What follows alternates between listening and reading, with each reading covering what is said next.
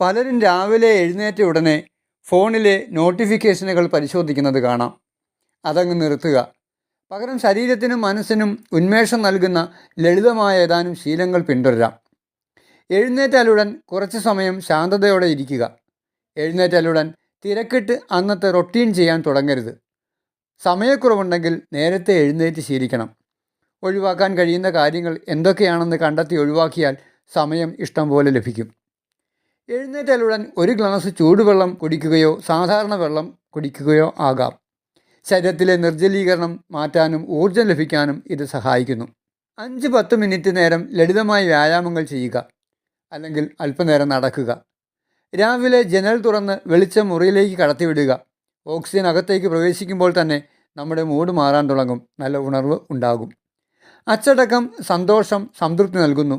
അതിനാൽ എഴുന്നേറ്റ ഉടനെ കിടക്ക വിരിയും തലയണയും നേരെയാക്കി വയ്ക്കുക. രാവിലെ ഏറ്റവും ഇഷ്ടപ്പെട്ട കാര്യങ്ങൾ ചെയ്യാൻ ശ്രമിക്കുന്നത് അന്നത്തെ ദിവസം മനോഹരമാക്കും.